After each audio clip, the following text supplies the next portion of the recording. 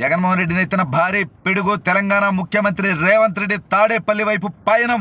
దెబ్బకి రేవంత్ రెడ్డిని ఎదుర్కోలేనటువంటి జగన్మోహన్ రెడ్డి తాడేపల్లి నుంచి పరారీకి రంగం సిద్ధం చేసుకున్నట్టుగా తెలుస్తూ ఉంది. అసలు రేవంత్ రెడ్డి హుటాహుటిన ఇటువంటి నిర్ణయం ఎందుకు తీసుకున్నాడు, ఏం జరిగింది, జగన్మోహన్ రెడ్డి ఎక్కడ అడ్డంగా దొరికిపోయాడు అనేది ఈ వీడియోలో వివరించబోయే ముందుగా ఇప్పటివరకు మన ఛానల్ సబ్స్క్రైబ్ చేయని వాళ్ళు ఖచ్చితంగా సబ్స్క్రైబ్ చేయండి, మరో 10 మందితో చేయించండి. ఇక విషయానికి వస్తే జగన్మోహన్ రెడ్డి రేవంత్ రెడ్డిని ముఖ్యమంత్రిగా కాకుండా చేయడానికి ఎన్ని ప్రయత్నాలు చేయాలో అన్ని ప్రయత్నాలు చేశాడు. బీఆర్ఎస్కి ఎంత సపోర్ట్ చేయాలో అంత సపోర్ట్ చేశాడు. చెవిరెడ్డి లాంటి వ్యక్తులను పంపించి పని చేయించాడు. అనేక వందల కోట్ల రూపాయల డబ్బులు బీఆర్ఎస్ పార్టీకి సహకరించాడనేటువంటి టాక్ కూడా ఉంది. ఇక రేవంత్ రెడ్డి ఒరిజినల్ రెడ్డే కాదని డూప్లికేట్ రెడ్డి అని, జగన్మోహన్ రెడ్డి ఒరిజినల్ రెడ్డి అని, రేవంత్ రెడ్డి డూప్లికేట్ రెడ్డి కాబట్టి అతను ఓడించమని కులాల మధ్య చిచ్చు పెట్టేటువంటి ప్రయత్నం కూడా చేశారు. అయితే మొత్తానికి రేవంత్ రెడ్డి ముఖ్యమంత్రి అయ్యాడు. అయితే ముఖ్యమంత్రి అయిన వెంటనే దయచేసి గమనించాలి, ముఖ్యమంత్రి అయిన వెంటనే జగన్మోహన్ రెడ్డి తన దూతలను రేవంత్ రెడ్డి దగ్గరకు పంపించాడు. నన్ను వదిలే, నీకు కావాలంటే వాటా ఇచ్చా, పర్సంటేజ్ ఇచ్చా అని. వరినారా నేను ఒక రాష్ట్రానికి ముఖ్యమంత్రి, ఇప్పుడు నా దగ్గర ఈ సొల్లు కబుర్లు చెప్పొద్దు, నీ డెకాయిడ్ బతుకంతా నాకు తెలుసు అన్నట్టుగా అతను ఈ ఆఫర్ని తిరస్కరించడంతో పాటు అసలు ఎందుకు ఇతను తత్రపాటు పడుతున్నాడు అని ఒక్కసారి తాడేపల్లి వైపు లుక్కేస్తే జగన్మోహన్ రెడ్డి అడ్డంగా దొరికిపోయాడు. కేసీఆర్కి సహకరించినటువంటి సహకారం ఆధారాలతో దొరికిపోయాడు. తను ముఖ్యమంత్రిగా 10 రోజులు దీని మీద టైం పెట్టి మరీ రేవంత్ రెడ్డి ఈ విషయాన్ని బయటికి తీశాడు. ఏంటంటే 22 ల్యాండ్ క్రూజర్లు అమరావతిలో ఉన్నాయి, తెలంగాణకు సంబంధించినవి. కేసీఆర్ ఆర్డర్ ఇచ్చుకున్నాయి, తయారు చేయించుకున్నాయి.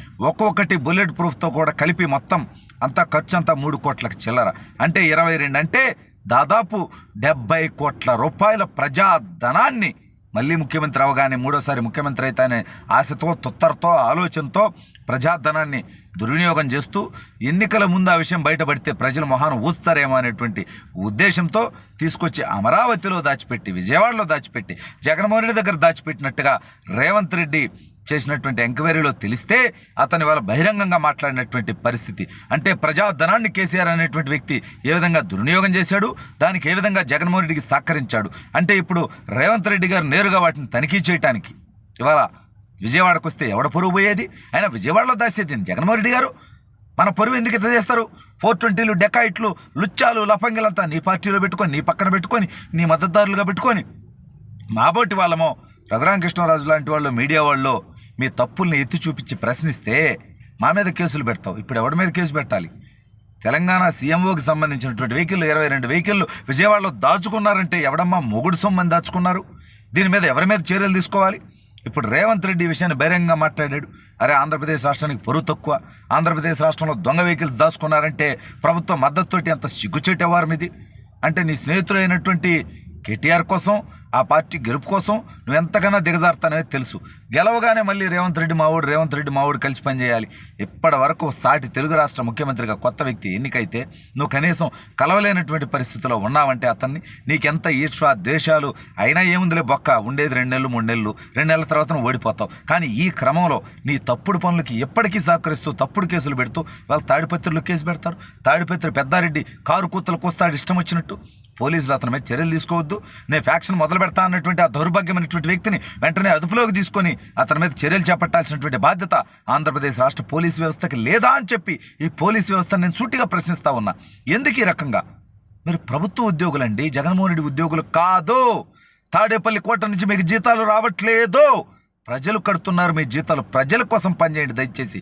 ఎందుకు ఇంత దిగజారుడు బతకాలా? ఇటువంటి నీచమైనటువంటి ఉద్యోగాలు చేయాలా? ఏం చేస్తారు మీరు తప్పుడు పనులు చేయమంటే? మహా అయితే ఇంకో చోటకి ట్రాన్స్ఫర్ చేస్తారు. ఇస్రావతంలో కంటే మీరు అంత టాలెంట్ ఉంటే, సమర్థత ఉంటే, నిజాయితీ ఉంటే, నిబద్ధత ఉంటే అసలు మీరు ఈ తప్పుడు పనులు చేయమన్నటువంటి వ్యక్తుల మీద పోరాటం చేయండి. ఏం సందేశం ఇవ్వదలుచుకున్నారు ఇవాళ రేవంత్ రెడ్డి గారు అన్న మాటకి ఆంధ్రప్రదేశ్ రాష్ట్ర ప్రజలందరూ కూడా ఈ ముఖ్యమంత్రి చేసినటువంటి పనికి సిగ్గుతో తలదించుకోవాల్సినటువంటి పరిస్థితి. తెలంగాణ మాజీ ముఖ్యమంత్రి తయారు చేయించుకున్నటువంటి వెహికల్స్ విజయవాడలో దాచిపెట్టేది ఏందండి? రేవంత్ రెడ్డి గారు ముఖ్యమంత్రి అవ్వగానే వీళ్ళు నిజాయితీ పరులు అయితే ఇదిగోండి మా దగ్గర ఒక 22 కొత్త వెహికల్స్ ఉన్నాయి, కావాలంటే వాడుకోండి అని చెప్పాలిగా.